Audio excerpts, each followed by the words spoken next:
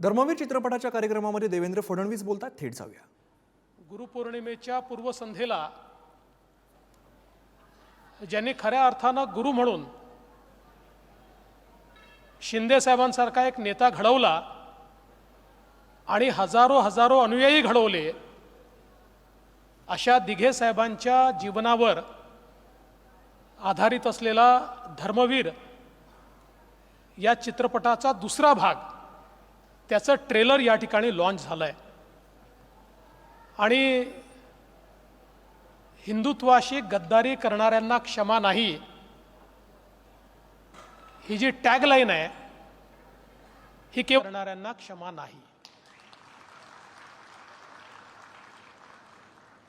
खरं म्हणजे प्रवीणजी तुमचं, मंगेशजी तुमचं, प्रसादजी तुमचं मी मनापासून अभिनंदन करेन। ज्यावेळेस धर्मवीर रिलीज झाला आणि त्यानंतर ज्या प्रकारे तुम्ही तो सगळा काळ जिवंत केला, मला असं वाटतं की प्रत्येकाने ज्यांनी हा सिनेमा बघितला, या सिनेमाने त्या व्यक्तीला पेटवलं, चेतवलं आणि त्यासोबत प्रेरणा देखील दिली। आणि ज्यावेळी हा सिनेमा रिलीज झाला त्यावेळी अनेकांना हे माहिती नव्हतं की याचा भाग 2 देखील येईल आणि शिंदे साहेबांच्या जीवनाचा भाग 2 देखील सुरू होईल। पण लवकरच तो भाग 2 देखील सुरू झाला आणि मला असं वाटतं की दिघे साहेबांच्या शिकवणीप्रमाणे आज शिंदे साहेबांनी ज्या समर्थपणे महाराष्ट्राची धुरा सांभाळली आहे, निश्चितपणे दिघे साहेब आणि हिंदू हृदय सम्राट शिवसेना प्रमुख बाळासाहेब ठाकरे हे स्वर्गातनं त्यांना आशीर्वादच देत असतील।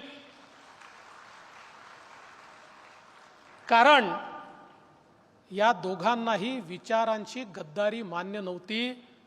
शिंदे साहेब विचारांची गद्दारी झाली म्हणून तुम्ही सरकार सोडून बाहेर आलात, दुर्दैवाने तुम्हाला गद्दार म्हणून हिणवलं गेलं।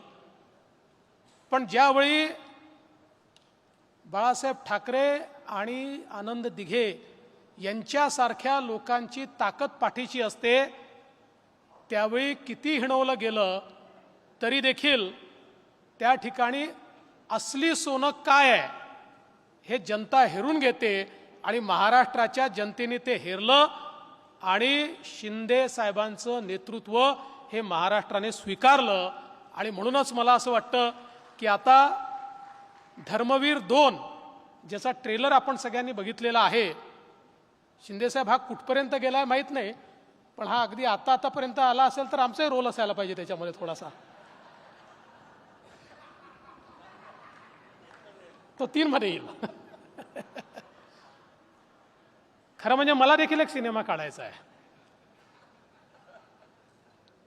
पण मला सिनेमा जो काढायचा आहे त्याला अजून वेळ आहे।